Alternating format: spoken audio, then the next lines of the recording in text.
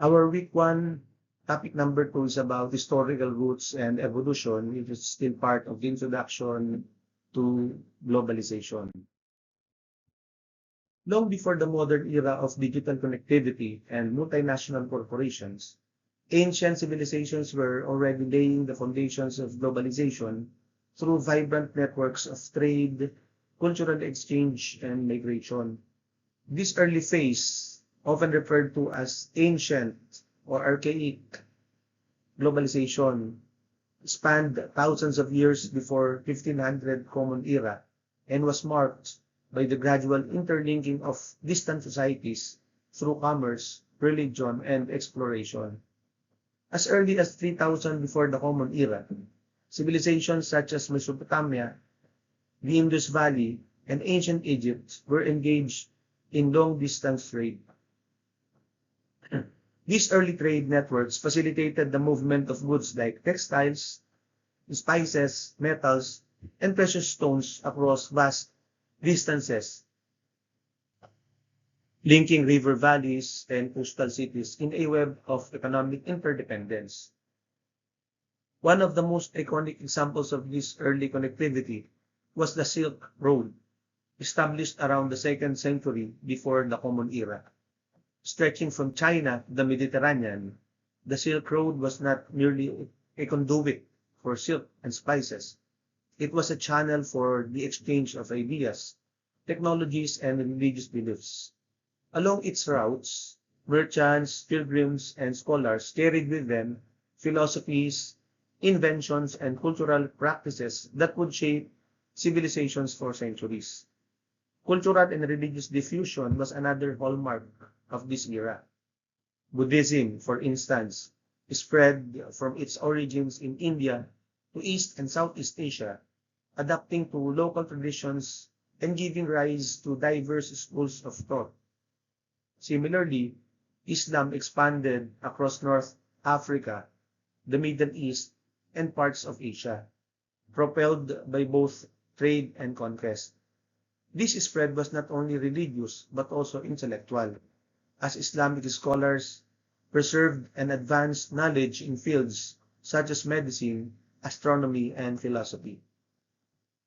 Maritime routes also played a crucial role in ancient globalization. The Indian Ocean trade network connected the coasts of East Africa, the Arabian Peninsula, South Asia, and Southeast Asia, enabling the exchange of goods like ivory, textiles, spices, and ceramics. These sea routes fostered multicultural port cities where diverse communities coexisted and collaborated.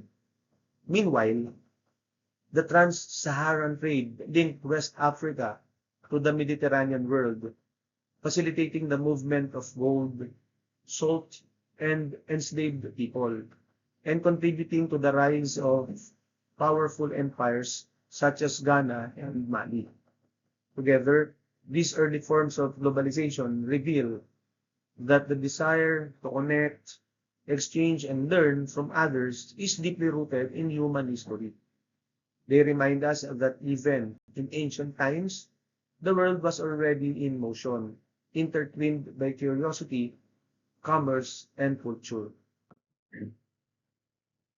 The period from 1500 to 1800 marks the era of proto-globalization, a transformative phase in world history characterized by intensified global interactions, driven largely by exploration, empire building, and the emergence of global trade systems.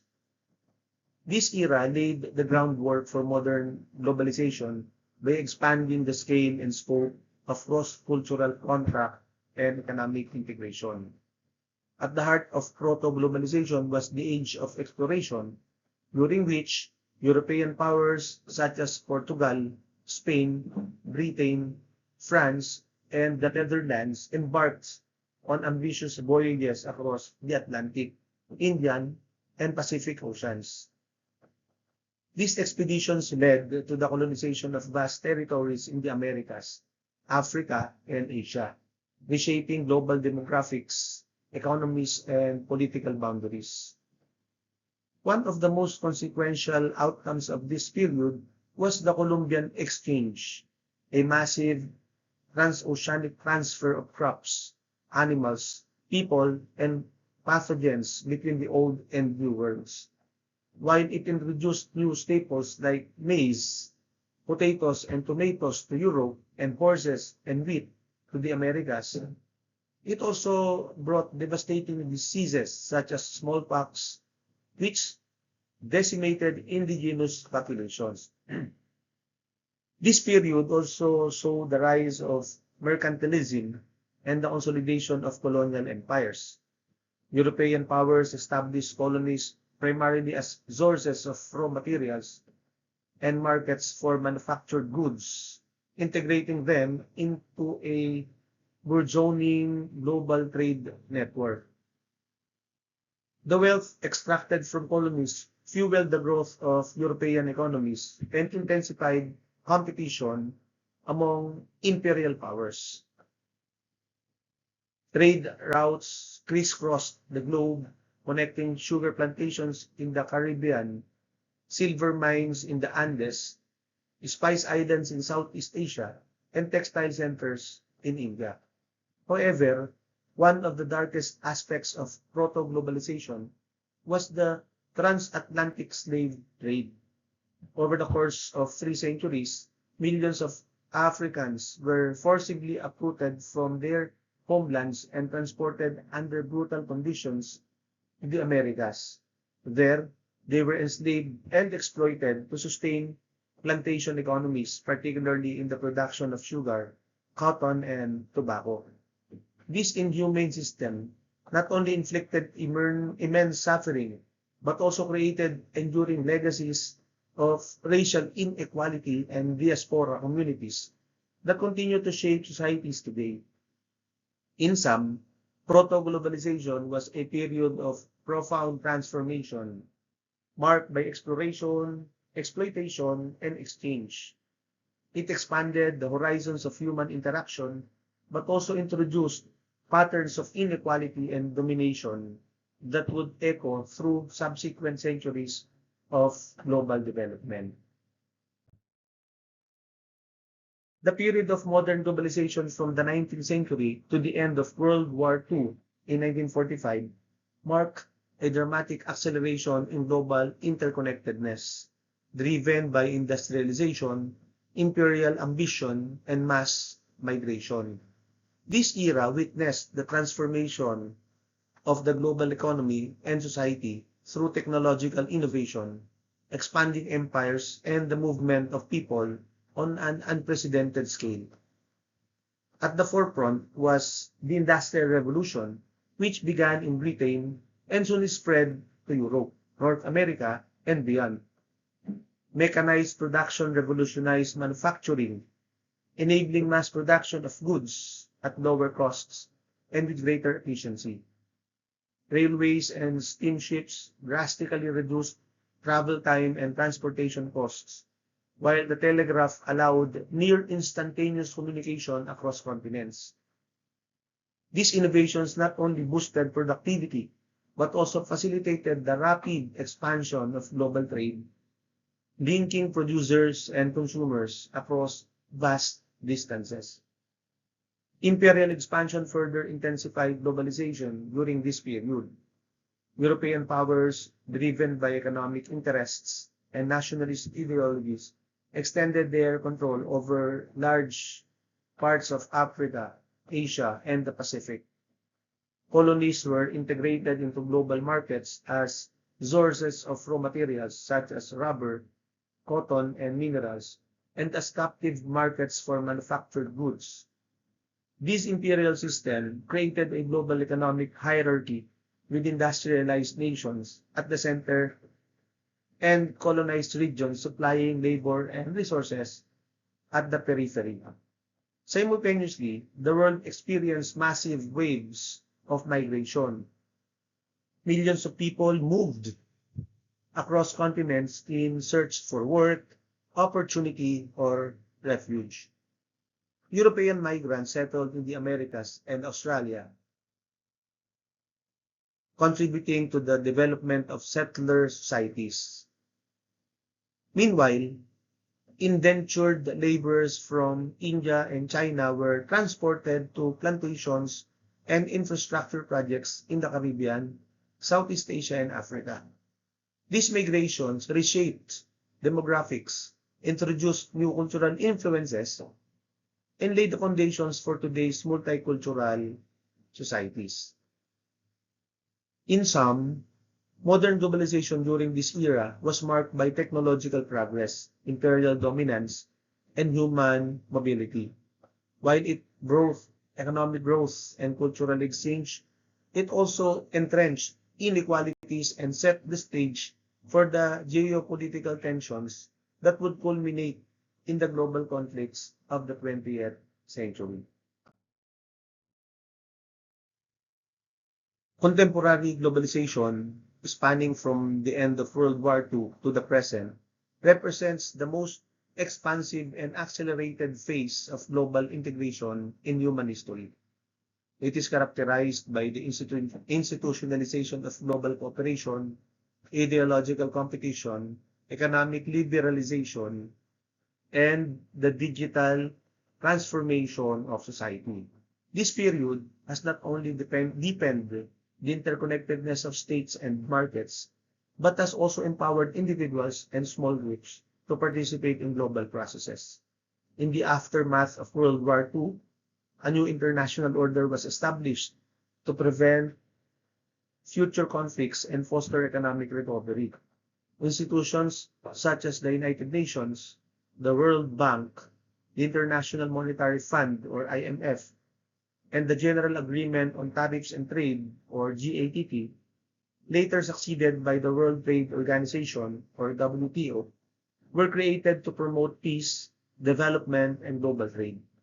These bodies laid the foundation for a rules-based international system, encouraging cooperation, economic stability, and the reduction of trade barriers. During the Cold War, globalization took on a bipolar character as the world was divided between capitalist and socialist blocs led by the United States and the Soviet Union, respectively. This ideological rivalry influenced global alliances, development aid, and trade patterns, with countries aligning themselves along political lines. Despite the division, both blocs engaged in global outreach, spreading their models of governance, economic systems, and cultural values. The 1980s to early 2000 marked a significant shift with the rise of neoliberalism. This is a policy framework emphasizing the deregulation, privatization, and free market reforms. These ideas spread globally through structural adjustment programs, trade liberalization, and the influence of international financial institutions.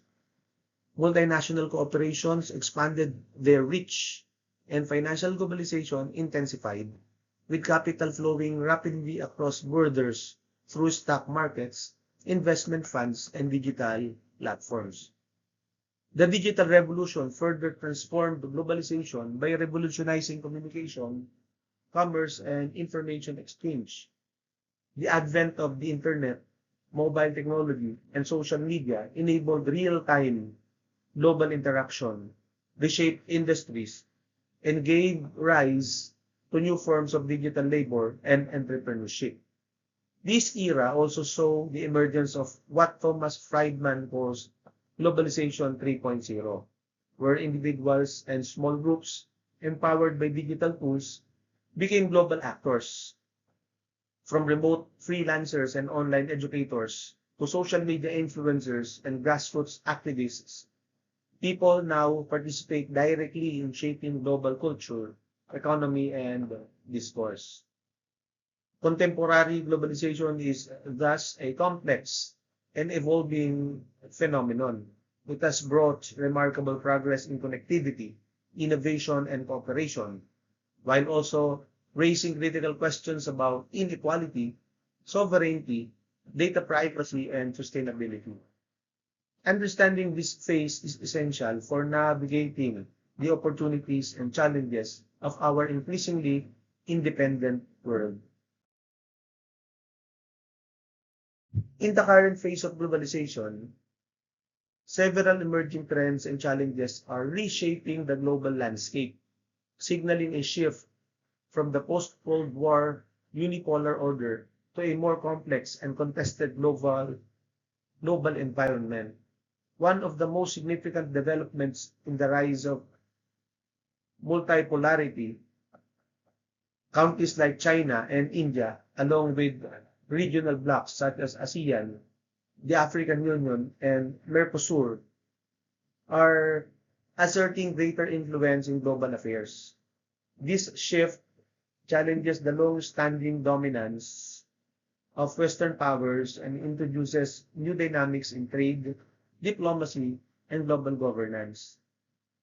Multipolarity reflects a more distributed balance of power where multiple centers of influence coexist and compete, often leading to both collaboration and friction on the world stage.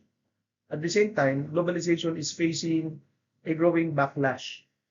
Movements rooted in nationalism and protectionism have gained momentum in various parts of the world. Events such as Brexit, the US-China trade war, and the rise of populist leaders reflect a deepening skepticism toward globalization integration. Critics argue that globalization has eroded national sovereignty, displaced local industries, and exacerbated inequality. These sentiments have fueled calls for tighter borders, economic self-reliance, and a reassertion of national identity, challenging the liberal international order that has underpinned globalization for decades.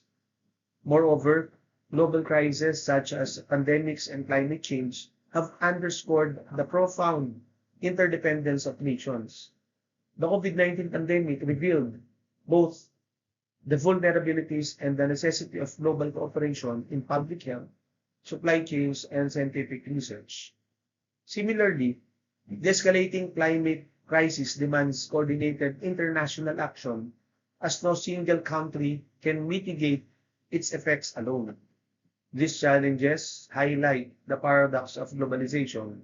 While they require collective solutions, they also test the willingness of nations to act in solidarity.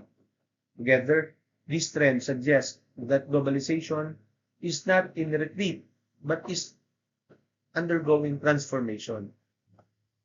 The future of globalization will likely be shaped by how the international community navigates these tensions, balancing national interests with global responsibilities, and adapting institutions and norms to a rapidly changing world.